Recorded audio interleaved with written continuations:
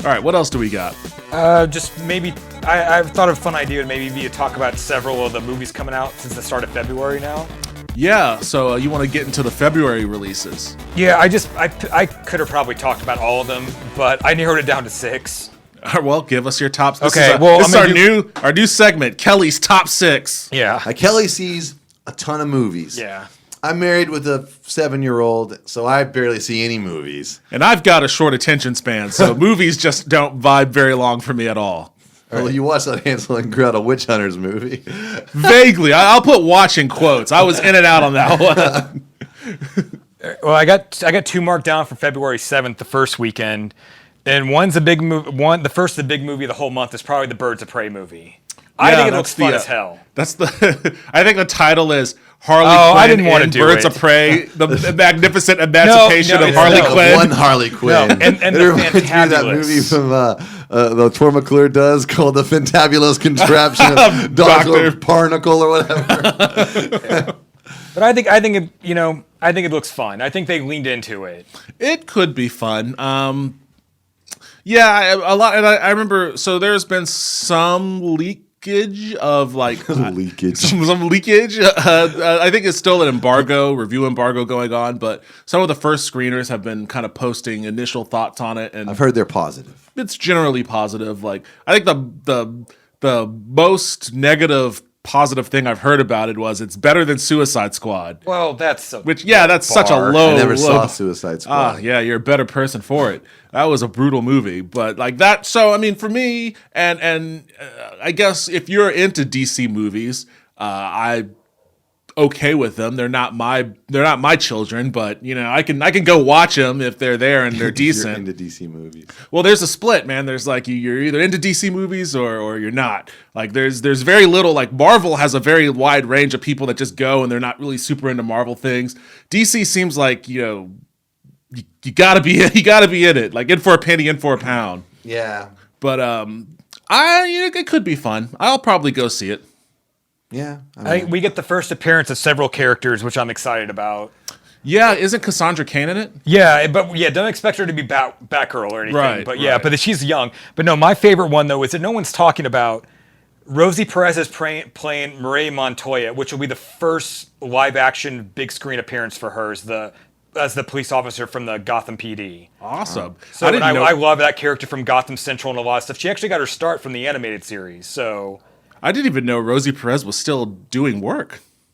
Man, I don't know what she's done lately, but yeah, the last thing I think I maybe remembered in, honestly, was maybe Pineapple Express. She's probably been in stuff. Oh, Pineapple Express. Was she in Pineapple Express? Yeah, she's the bad cop. Yeah, she's a cop in that. Yeah, I forgot. But no, but I'm, but it's also Black Canary and Huntress are the other ones along with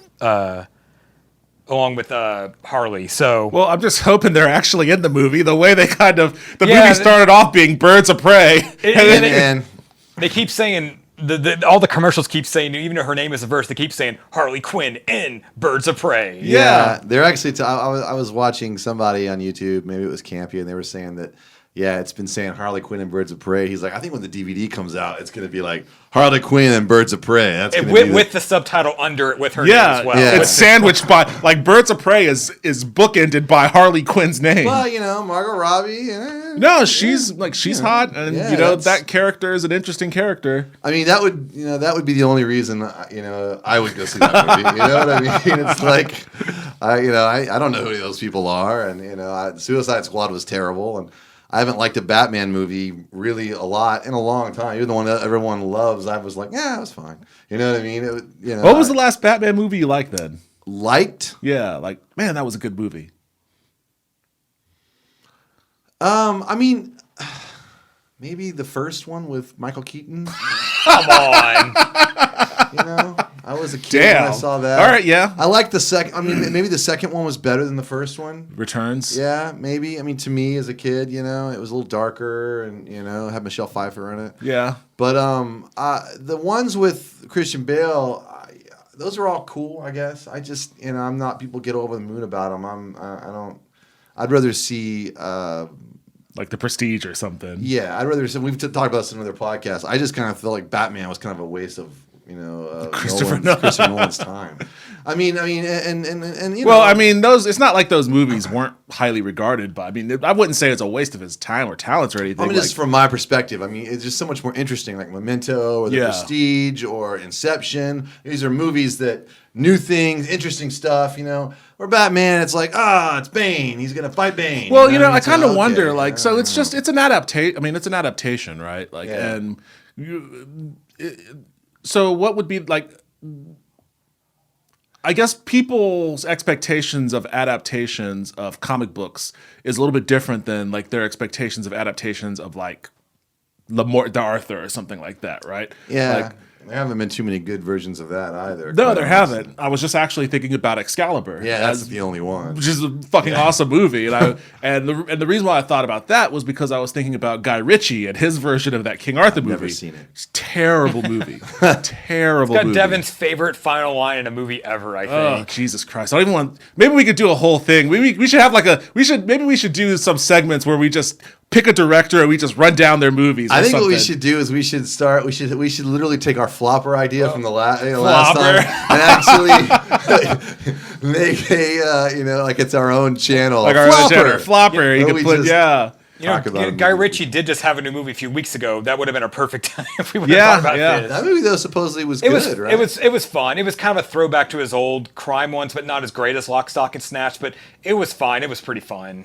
Yeah. So I mean, I think maybe the I'm okay with prestigious directors, taking on things that may be quote unquote beneath them, if it isn't something that's I guess though I don't even think it's beneath him. I just again it just doesn't- Personally, yeah, you personally, it's a waste doesn't- of his time for me. It's like it's like because I mean okay, and the best one is obviously the one with Heath Ledger, and Heath Right. Ledger's really good, and there's great segments in that movie. But I just if you're really into Batman, I can see why that movie is really awesome. And there are people that are crazy into Batman. I Yeah. do understand that. Like Kevin Smith loves Batman. I get it. I'm not besmirching it. I just Yeah, don't. just- not my thing. Gotcha. So if I'm going to see someone as talented as Richard Nolan make a movie, I'd prefer to see him without the constraints of having to make a Batman movie. You know what I mean? It doesn't need to have Batman in it or any other villains. Like Tenet, that looks awesome. And Inception was great. Yeah. I still haven't seen Dunkirk. I really want to see it, Oh, especially man. after watching the World War War II II in color color. on Netflix, which I highly recommend. But yeah, that's my vibe. I got you. What other movies you got? All right, the same weekend next on the February 7th, there's a small horror movie I saw at Fantastic Fest last fall called The Lodge. I just want to throw it out there because it's pretty creepy. Cool. Who does that one? Okay, it's a duo that wrote and directed that foreign horror movie Goodnight Mommy several years ago. I wanted to see that. I did Yeah. too. I never wanted. did. That's on my list. Okay. That's the German one, right? Or I think it's German. Yeah, I think that's what it was. Yeah. But The Lodge is It looked terrifying. It looked really fucking terrifying. Yeah. The Lodge. I think it played pretty well when I saw it, like in its screening there. But it's pretty much this guy divorces his wife, and he gets a new younger wife or a new girlfriend. As you do. Yeah. Nobody ever divorces their wife upwards. Yeah. And then, Mary's an older one. Yeah. and then pretty much, I guess they all go off to like a vacation retreat out in the snowy like mountain area, and then the husband has to leave, and the new girlfriend and the two kids, one played by the main kid from It, and they're pretty much left alone with the new girlfriend, which is Riley Keough, and then all of a sudden they wake up and everything's gone, everything's going crazy, sort of a thing. That's not. You're talking about Finn Wolfhard. No, Oh. that's was in Bill, the main one that played Bill. I didn't see it. So. Okay, yeah, but yeah, so pretty much, yeah, it's just, and she was a part of a cult when she was younger too. She's the only survivor. This is all in the trailer. She's a survivor from a cult when she was younger, so that kind of plays into it a little bit. But Cool. that was pretty creepy. I did like that one. What's the release date? February 7th? That's February 7th as well, along with Birds of Prey. Awesome. The Lodge. Yeah. Cool.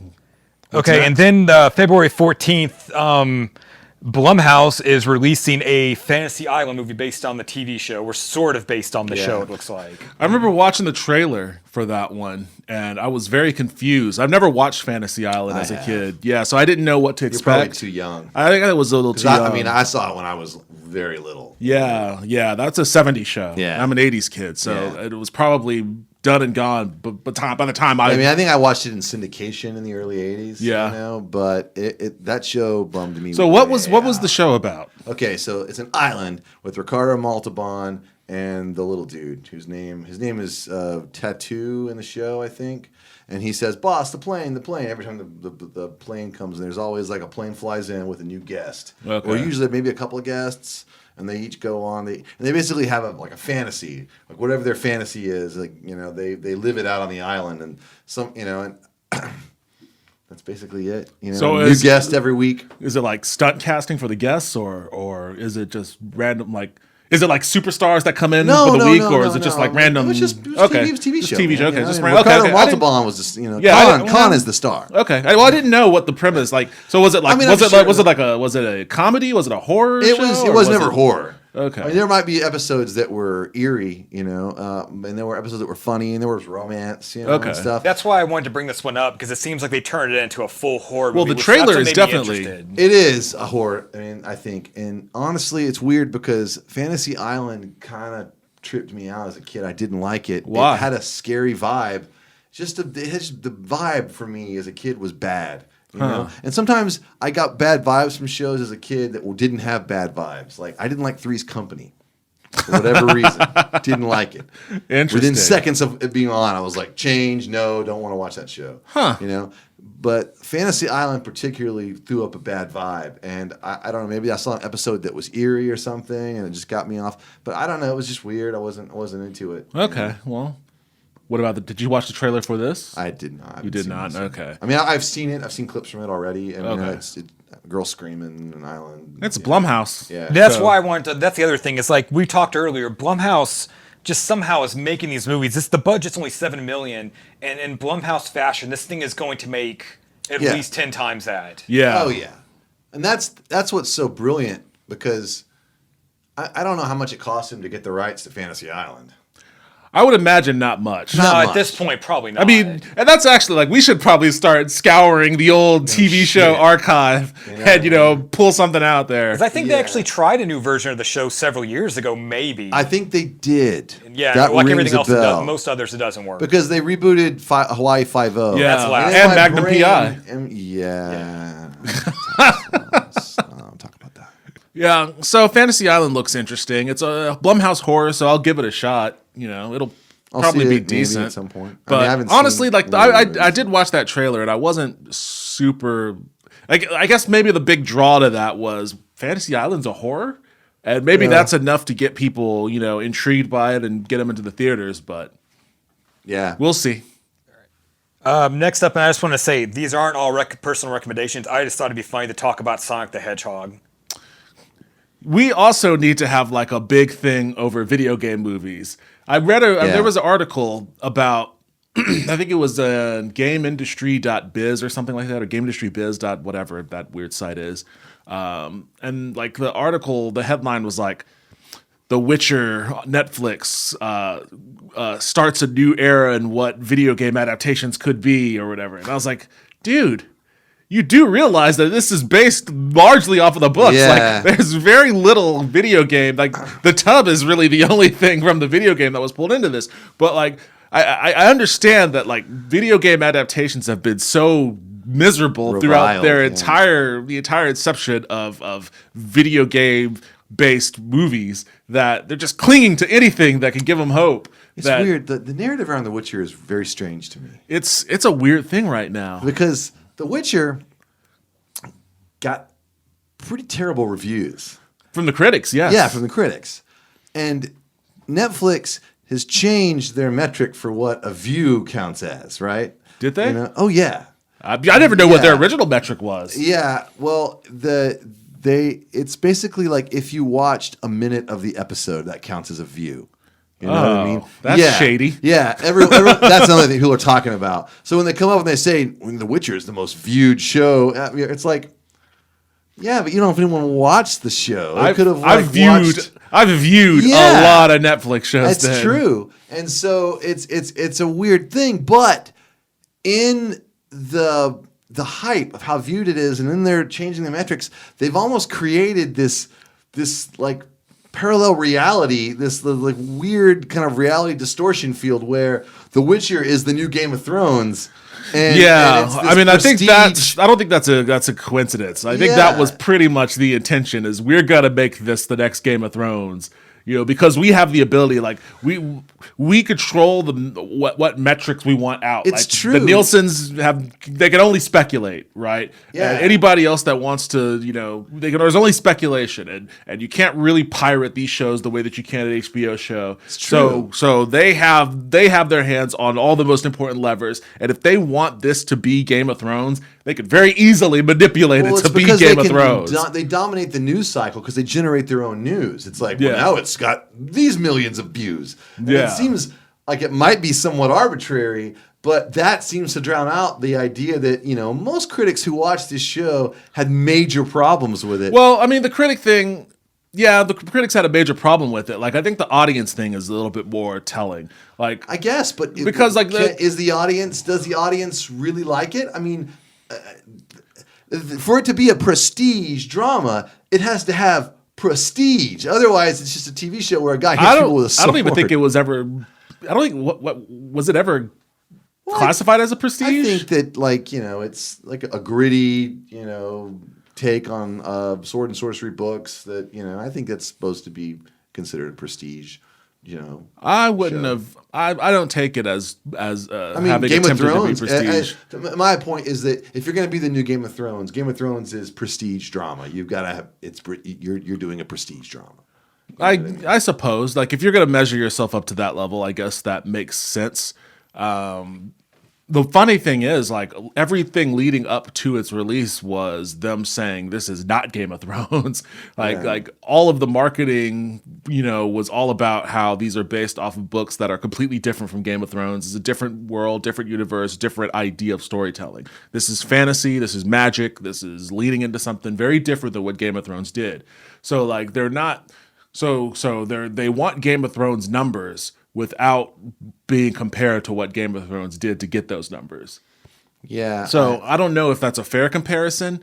And I think that the audience thing is a relevant point to make, because I do think that, there is a discrepancy between what the audience thinks about the show and what the critics think about the show. And you could see how that plays out with, on social media. Like, people talk about The Witcher a lot on social media. Like, it has resonance with the fan base. So I don't think it's necessarily something that's entirely manufactured. I just think that Netflix's manipulation of what is already there gives them the space to posit that this show is something that it might not necessarily be. It goes back to my point versus your original thing, is the idea that The Witcher represents the next, of what game adaptations can be. Is there some consensus that The Witcher is good? Well, most people would think it's A, it's not a game adaptation, but B, if it was, positing the notion that you originally expressed in the quote. Keep in mind that most people are ready to disregard critic opinion if it's easy to do and it's not conducive to their argument. So if there's a giant split between what critics and the audience thinks, and you want to put out the point that this thing is the next best thing, it's easy to be like, but the critics are snobs. They're wrong. They're XYZ. And you can just look at the audience score. Like, people like the show. They know what they like. So disregard the critics. And I think there's a little bit of that going on too. Like, The Witcher is awesome. Oh, the critics didn't like it? Well, they're critics. They're not going to like it. But have there been video game movies before where the critics hate them? Because they hate all video games mainly. But with good reason. where the audience thought it was cool? I mean, or is that Kelly, the difference? Kelly, could you look up, like, the Rotten Tomato of Detective Pikachu? Yeah, I could do that. Because I think that was critics generally, for what it was. I think it had decent critical reception, and I think it did have decent critical reception. I went and saw that movie, and we'll get back to Sonic in a second. I went and saw Detective Pikachu as somebody who is very loosely familiar with Pokemon. And I walked out of that movie going, that was some of the weirdest shit I've ever seen in my life. Like, if somebody who is super into Pokemon saw that movie, they would absolutely love it. And people who aren't into Pokemon who don't have any idea what Pokemon is will be wildly confused. Yeah, my daughter saw it and she loved it. I saw it in the theater twice. Yeah. You know what I mean? And I know all about Pokemon because of my daughter. So, you know. So you at least I knew exactly what was going on. But it was still really weird. It was strange weird, thing. but, you know, it was entertaining. It was. I can, you know, it got the basics. It got the basics of movie right. Right. You know what I'm saying? That's the problem that most video game movies don't get is that it's a video game movie, not a video game movie. You know what I mean? Right. And I think, so in my view, like Pokemon is the movie that did it right the first time. Yeah. Like all the other video game movies before, I'm trying to think. There's got to be a good one in there somewhere, or at least one that's not terrible. We could, and this will be part of that thing we do that next time. Because I'm sure there's one somewhere, some weird obscure Atari game that we've never heard of that turned into, maybe Adventure the movie. Was The Last Starfighter a video game? I don't think that was actually a game. Ah, okay. No. Well, what numbers did you want to know from Detective Pikachu? The critic score versus the audience review. Critic score was 69%. Audience score 79%. Nice. Yeah, so I mean, not a split there, but generally favorable on both sides. It made about 3 times its budget too. What is the Rotten Tomatoes breakdown on The Witcher? Just curious. Give me a second. Continue the talk.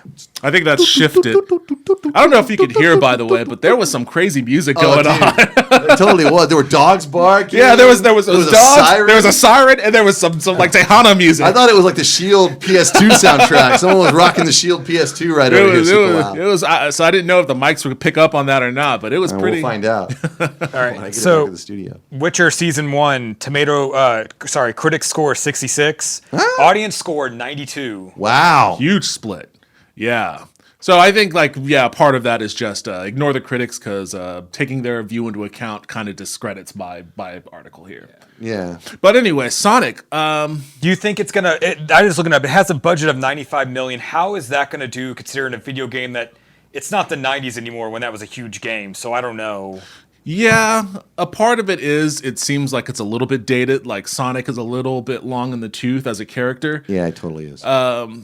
I think a lot of that is going to depend on how people feel about Jim Carrey because he's playing Dr. Robotnik and he's playing it in a very Jim Carrey way. And, he's a fantastic actor in dramas. Yeah. But, it depends on if you have like the stomach for wacky Jim Carrey. The trailer did not look good to me. The funny stuff didn't seem funny. However, I probably will end up seeing it because my daughter will want to see it. Yeah. And that might be the main audience for it. It'll be a movie and I think that its success will rise and fall on how it entertains kids. They definitely did a better job of making Sonic look less nightmarish. Yeah, I mean, and I didn't think he looked like a ghoul in the first iteration, but he definitely looked creepy.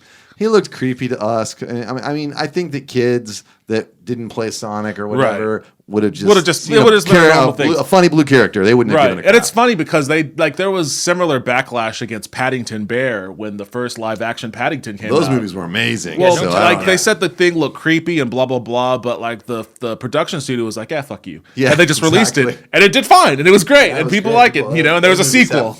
Super high Rotten Tomatoes. Yeah. So I'm hoping that it's at least a decent movie. I'm probably going to see it. I was a big Sega kid growing up, and I loved Sonic and had a lot of those games and all of that. I had the first one.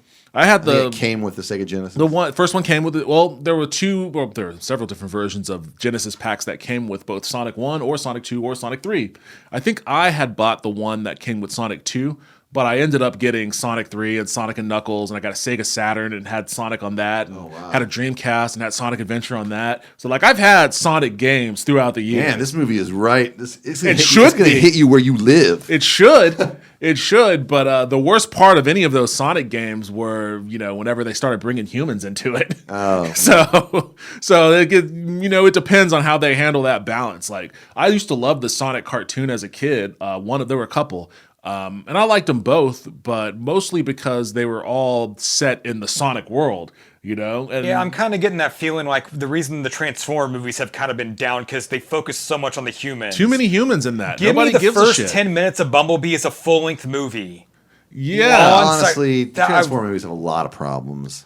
Well, The Transformer designs suck. That's what I'm the saying. Give me Bumblebee the first movie- 10 minutes of Bumblebee. Bumblebee Yeah. got the designs. I've never seen Bumblebee. Oh, it was It's a pretty actually good movie. The movie itself was better. Yeah. It is, but the first 10 minutes is all animated on Cybertron. And it looks like the cartoon. It looks great. Yeah, to me, like when they were making new Transformer movies, I was like, what I want to see is like a Transformers movie with all the old guys, Right. that look pretty much like live action versions of those guys, not these wacky new things with the crazy fucked up faces and shit. Right. I don't want to see any of that. I want to see Optimus Prime looking like if Optimus he was Prime, real, you know. with the same voice, just doing the shit they normally did, fighting Megatron and Starscream and all that. And I was like, let's make that into a movie. Yeah, and that's not what we got. That's not what we got ever. at all. We got a bunch of shit with Marines and Yeah, dude. I don't know. Robots Blue. It was those movies were so bad. Like, Yeah. I remember when we saw the first one. We just We like did left see the first theater one. and just bagged on it for like 2 Well, hours. honestly, I'm straight. surprised we didn't get kicked out of that theater because we bagged on it in the In theater. and it was the Alamo too. Yeah, so, like they don't fuck around. Yeah, so that was a terrible movie,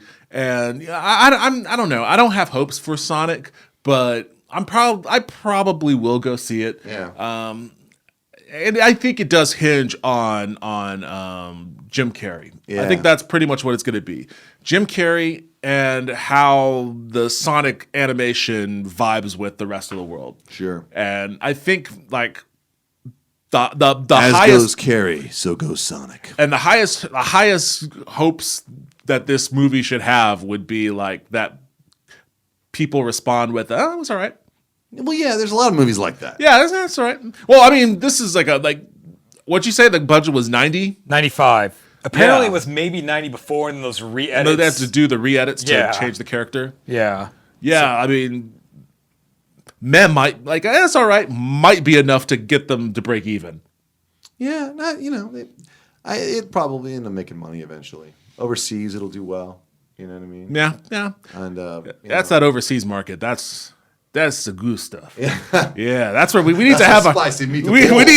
need to have fucking Nerdcast China going on here. Nerdcast. Yeah, we do. Yeah, that's where we're failing. Yeah. What other movies are coming up? All right, this one I'm just bringing up because it baffles me. Have you guys seen the trailer for the new Call of the Wild with Harrison Ford and a CGI dog? Yeah, man. I did not see this. I want it to be this nice feel good sort of Call of the Wild thing, but I can't get over that CGI dog. I'm with Oh you. wait, I think I saw I'm a with you on the screenshot of CGI something. dog. It's like a old man and his dog sort of story. Yeah. Why a CGI dog? I probably Well, because the dog is making like facial expressions at time. It's really strange. Oh, God it's trying to damn be this serious story, but then they did stuff like that in it. Yeah, they probably. I mean, honestly, the CGI lions from The Lion King look fucking real as hell. They probably should have leaned into just having, if they were going to go a CGI dog, just have him be a dog and cut with the Scooby Doo bullshit. You know what I mean? Because they probably could make a fairly believable dog now. You know? Yeah. I don't know. You know, I saw White Fang. I was back just in the about to day, say. I was at have you and they you had a guys real seen dog White in Fang? that, and Yeah, that it was movie a was dog. great. It's a good movie. It's a You know what I dog. mean? So Homeward Bound. Homeward Bound. I mean, they can make great movies. You know, especially those. They're just putting all these damn dogs out of work. Yeah, I mean, yeah. The dogs need a union, man.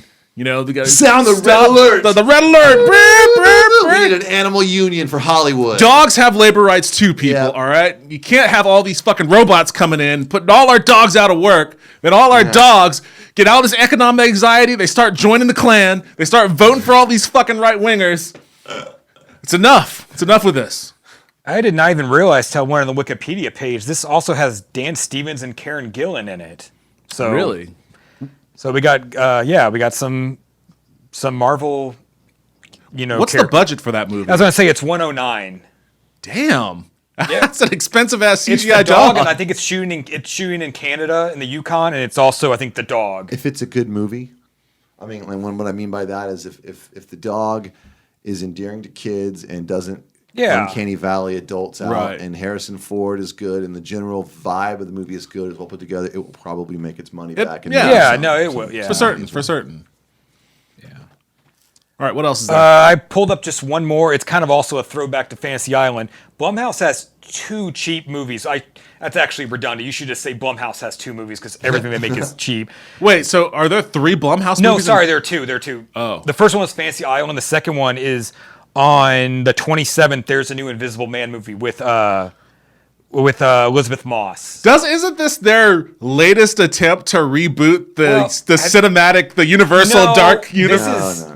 I saw someone make a joke of this movie is pretty much like a gaslighting the movie Invisible Man movie, because pretty much the premise is Elizabeth Moss has an abusive boyfriend. She tries to escape. She does. Gets news that the guy killed himself or died, but then she's starting to get haunted by something, and we realize somehow the guy figured out how to be invisible. And he's pretty much driving her crazy. Damn. Okay. Yeah. Abusive boyfriends. Yeah. That's like the One Ring for abusive boyfriends. You know what I mean? Ironically, the One Ring also makes you invisible. Yeah. I killed it on that. I didn't even know. Yeah. Wow. But it's found a way to become invisible. And then another what he cheap does with that is one. like abuse Yeah, his exactly. ex. Jesus, man. Okay, if I get this straight, I can become invisible. What am I going to do? You know what? I'm going to go to Carrie's house. I'm going to show that bitch what's up. Yeah, what the fuck is wrong with you, dude? Yeah. But this is the follow-up from the director of Upgrade, so I'm looking. Yeah. I didn't see Upgrade. I almost watched it a few nights ago. I wasn't super I liked it. enthused by it. Okay. I mean, there were parts of it that I did like, and I definitely like how it ended, because the ending they don't cheap out on the ending, so I like that. But most of the movie I was kind of meh. There were some parts that I was like, this is super cheesy.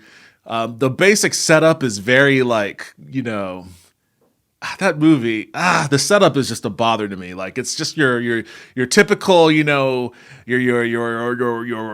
stand-up white dude and his girlfriend, and they have like the most amazing life, and like every time she speaks to him, it's always in some laugh where, that just exudes how much in love she is, and that's like the only thing that her character is, because she's getting her card punched like 2 scenes later, like someone's fucking knifing her or shooting her or whatever. You know what they should do just once with a movie like that? They should have the relationship be really fraught. Yeah, just have like, and then when she gets killed, and it's like, I didn't get to say the things. Yeah, exactly. So it's like he's got that going on. That would be much better. But no, this is like better, guys. This Come was on, like that man. same shit, and as soon as they kill her, it's like, and then he's like, I gotta get revenge and all this sort of shit, and it's like, fuck you, this story again. But I mean, there were parts of it that were like neat. Deadpool 2. Yeah, Deadpool 2. But Deadpool 2 at least is funny. It's like almost a joke. Yeah, I mean, it was a giant slapstick movie, basically. With superheroes. So. Yeah. Yeah. So I mean, but Upgrade was it was a very well put together movie. I will say that it looked cool. The choreography was cool, And they did it cheaply. And they did it really cheaply. So made money. in that That's regard. the story with this one as well, with that Blumhouse budget of only $9 million. The Fantasy Island's only $7 million, they say. We got to figure out what these Blumhouse people are doing, man. I mean, even the last Halloween movie, I think, was only 9 or 10 million, and that's like supposed to be a bigger thing. I think they probably just say every movie's got to be between 7 and 10. Figure it out. Yeah. Well, they get distributed. That's the thing. It's like they go into theaters. Lots of people are making horror movies for cheap. You know what I mean? And they're not getting distributed. They're just on Netflix or nowhere on YouTube, or something. But it's that combo of making something cheaply and then getting it out there. But yeah, we need to figure that out because we got to get rich. Because if we don't, the rich people are going to leave us on planet Earth to rot with the other poor. We're hedging our bets here, so we're either gonna go full red alert, or we're gonna do the full. What was the other one? The cash. Yeah. The cash. Whatever that one was called. Unlock your potential. Unlock your potential. Yes. We got to figure out which angle we're gonna work here. Yeah. We got to figure out which one we're gonna do. Because if we get rich, red alert is out the window. Yeah, as soon as we make money, like we are on board. I will say this: like I've been poor pretty much the majority of my life. This isn't our full-time job here. If you can't fucking tell. But my full-time job, like for the first time in my life, I'm actually making a somewhat decent amount of money. And as soon as I started making that money, thought that maybe Bernie Sanders cost Hillary Clinton the election. Just saying. I'm just saying. Like as soon as I cooled his jets just a smidge. Maybe I'll keys up on the sexism, Bernie. Keys up on the sexism. Now when I was below that, when I was making a little bit, I was all for Hillary Clinton. Lock her up. I was all So I'm ready to get to that point where I can just be full on. Yes, Queen, I'm with her and all that sort of shit. But we're not there yet. No, you got to get to the point where you're like Trump. He's my man. That's the way you're. That's a different. No, there's a divergent path there where like I could either go into full psychopath Trump. You're looking for a limousine liberal. I could go. Yeah, I could. I need to be the Bloomberg type option. There you go. Like, that's where I'm aiming for. You know, I can't get Red Alert doing the Bloomberg thing. So we're on our path. We're figuring it out. Chances are that we will fail miserably, which is why Red Alert's there. It's always there in case of a failure. Red Alert! Yeah, Red Alert! We want to take your money! We're poor, Red Alert! We just want to take your money! Just give us the fucking money! Give it to us! Red Alert! The rent is too damn high. The rent's too fucking high. Too many rich people flying up to space with our money. We're gonna solve these problems, America. Exactly. in one way or the other. One way or the other, we're gonna solve these problems. It's gonna be like when Krusty was a stand-up. Exactly. He was burned. He was like, he's a sellout. Yeah. And then they come to him with the money, and he's like, he gets up on stage and instantly starts shilling. Like that's where we're looking. There's one thing I was born to do, kid, and that's sell out. Yeah.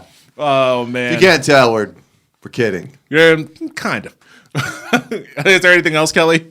No. We don't. Yeah, I could talk about so many more. There's two other things I saw at Fantastic Fest, but I just won't even mention them. No, mention them. What? Okay. All right. Well, on the 7th as well, Come to Daddy with Elijah Wood. It's like a dark comedy thriller. I saw something about that. If you go see Gretel and Hansel, the trailer played before it. Okay, so you saw Gretel and Hansel. I know that's a movie we're going to talk about on the show. I still haven't seen it. I haven't seen it. He's probably not going to see it. I'm going to try. Try. And then there's another one, small one I saw. It was kind of like a comedy horror one called After Midnight from Jeremy Gardner, which I've seen a few of his smaller movies, but that played as well. That was kind of a fun movie, but with kind of like a monster attack sort of movie. But I've seen those two, and besides that. Yeah, that's a lot for February. Out of all those movies on your list, what's on the top for you? For personally want to see? Yeah. I want to see Birds of Prey. Okay. But that's funny. The Lodge would have been high up there too, but I already saw The Lodge. Okay, well, I mean, out of movies that you haven't seen, Birds of Prey. Yeah, I mean, I'm looking through the full. Yeah, it's like February doesn't have a whole lot. It seems like. All right. I'm going to go to the Alamo because they're playing like Parasite and they're playing like all the movies that are the Best Oscar Picture. movies. The Oscar movies. movies. One next to my house is playing all the Oscar movies that I haven't seen, so I'm going to try and see those. Awesome. Like maybe some early shows, some night shows, and get them all in before. This was a good year for movies. I'm in town. I want to see these movies in the theater. But I want to take a second at the end here to highly recommend World War II in color on Netflix. Yeah, you've been talking about that a lot. That show is serious. It's hard to watch. There's the last episode's about the nuclear bomb. Yeah. And it does a great job of laying it out, like why it happened, how it happened, all that kind of stuff. But then it shows you some stuff. You know what I mean? But those bombs were a nightmare. Worse than that is the Holocaust episode. Dude. You see, this is why I always say that we are living in the post-apocalypse, because World War II was definitely the apocalypse. That's the thing that this show illustrates so well is the wheels came off the world in World War II. I mean, we left the reservation. The shit that was going on is just, it's like you're like, what?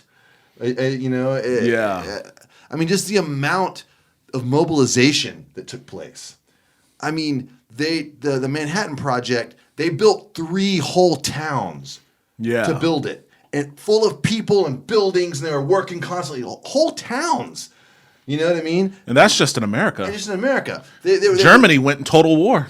Yeah, well, Germany, it's fascinating. And the thing is like in 8, I think it's 8 episodes maybe, you can learn almost, I mean, not everything there is to know about World War II, but far beyond what you would normally get. Do they get into how many Russians died? Oh, yeah. They get into Stalingrad hardcore. I don't think people realize how many Russians died in World War II. Dude, how many people died. People in general, but most of them are Russians. Well, a lot of Russians died, but like the worst bombing during World War II, the most people killed in one night wasn't Nagasaki and it wasn't Hiroshima. Yeah.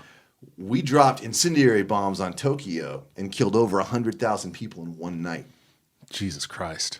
And that was the thing when they dropped the bomb on Hiroshima. The generals in Japan were like, they only killed like 70,000 guys. It's like we just and a few days ago and they were like, let's just keep going.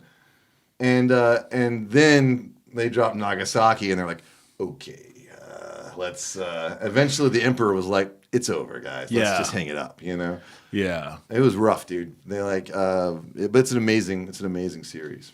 All right. Well, if you have the stomach for mass genocide, then World War II in color on Netflix. Well, I think it's important that people. It's know incredibly about that important shit, that people know about that, especially considering that's how bad it can get. That is the worst case scenario. Yeah. Or at least it's a case, couple steps away. Yeah. It was a short step away from the worst case scenario. Like anytime a nuclear weapon is detonated. Yeah, the worst case these were scenario like firecrackers compared to what we have now. Yeah. I mean, it was the worst case scenario back then. Yeah. Oh, for certain. But Yeah, I don't have any recommendations. I watched Dracula on Netflix. It's a BBC show, 3 episodes, but each episode's like an hour and a half long. Yeah. The first episode has a lot of promise, has a lot of questionable things. The second episode was interesting, also some promise, also some weirdness. The third episode just goes off the fucking rails. That is some weird ass shit. Nice. And now you're making me want to watch it. You got to. I think you have to. I think you have to just to understand why I'm still in a state of what the fuck did I just watch. And I watched that like a few nights ago. But that's the last thing that I watched. Can't really give it a solid recommendation, but if you're curious about that third episode, go ahead and give it a shot. Cool. Awesome. Well, that's it for us. Join us next time. Hopefully we'll actually get to watching Gretel and Hansel. Have some thoughts and opinions for you on that. Until then, see you later.